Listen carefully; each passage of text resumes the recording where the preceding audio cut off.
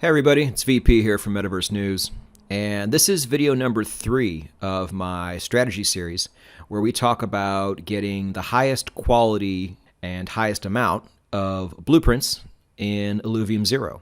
So we're going to go a little bit deeper than we have gone in the past 2 videos. If you haven't seen those 2 videos, I will link them down below in the description, but I don't think this one's going to go very long, so feel free to go ahead and watch it.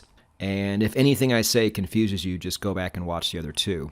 So we are here on Token Trove, if that wasn't already obvious, and it's Friday morning in the Western Hemisphere, and I just want to give everybody a quick glance of where we are floor-wise.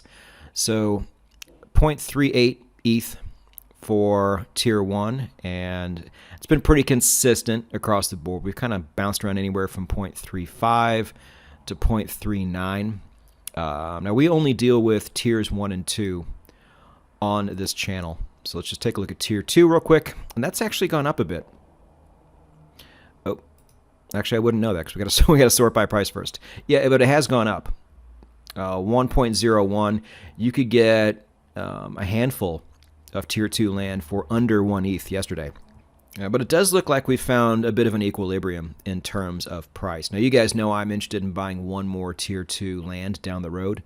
But I feel like, just because people are going to lose patience, that this price is going to go down over time. And so I will be patient and wait for that.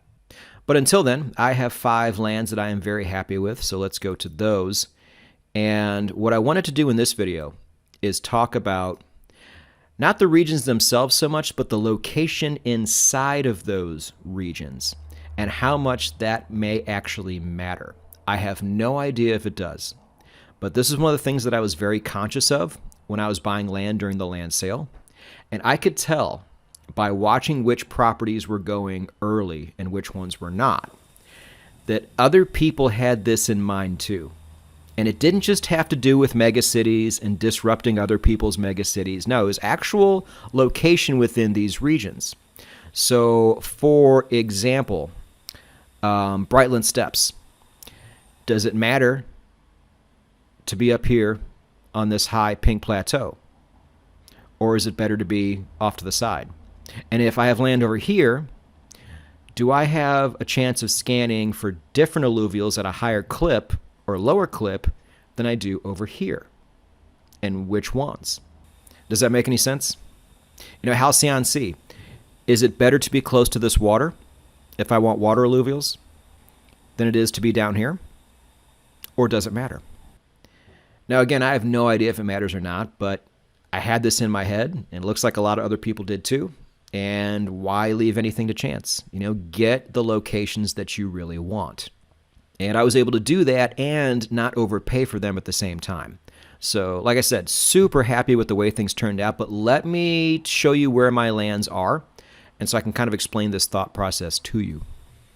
So let's start with my Tier 1 land. Let's start right here at Crystal Shores. Now, there's so much we don't know about Crystal Shores, especially location-wise, because it's so all over the place. My biggest question is, does it pay to be on this high ridge right here with the different color, or is it better to be away from it? Who knows? So let's just get a place that kind of straddles both. And as you can see, that's what I did. Got a plot of land right there, and I am super happy with that. Moving on to, where should we go? Let's go to Halcyon Sea. Now, I've already kind of mentioned this. The big question is, should I be close to this lake or further away from it, or does it matter if my main objective is to catch water alluvials, or at least catch blueprints for the skins? So I really noticed that all these lands here were going at a premium, and I didn't want to play that game. I just wanted to end up on the dance floor somewhere. It didn't matter where. I didn't want to be kind of off of this ridge once it dropped off. And so I ended up being right there. Not close, but close enough in my opinion to where I was at least on the high ground instead of the low ground. So totally good with that too. Now over to Shard Bluff. You guys know from the last video I did on this that fire alluvials were my primary objective over all of the other ones. I think Earth is going to be underrated, but if I'm already going to be in Shard Bluff, there's plenty of good fire exposure there too. I want the best chance to catch, your Ramphys and your Scoriaxes out there, and maybe even your alluvials that are specific to Shard Bluff, like Flare. Sounds like, since he's a fiery guy, he's probably going to be, you're probably going to catch an alluvial like that closer to the Crimson Waste than you would if you were way over here. Or so I felt. So I'm like, let's just get as close to the border of Crimson Waste as I can. And I was able to do that there.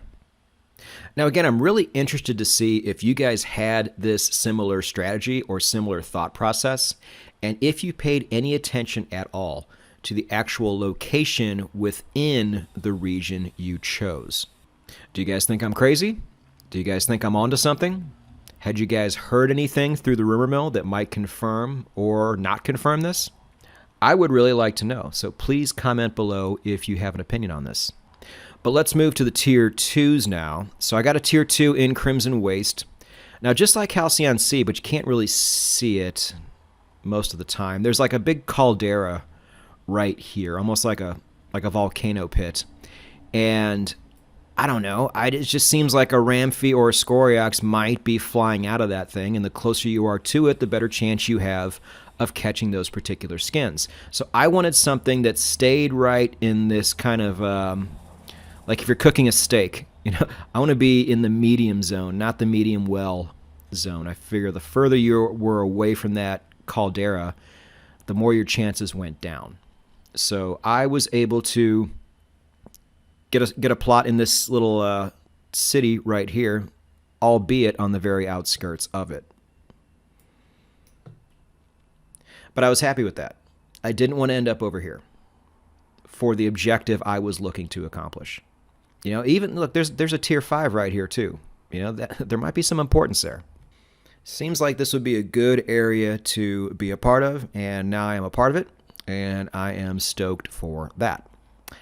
And then, like we talked about in the last video, the very last place I got land was Taiga Boreal.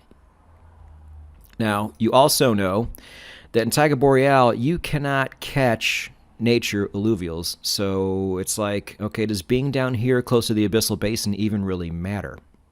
Maybe there's a better chance for water alluvials. Who really knows? I didn't really care where I ended up in Taiga Boreal.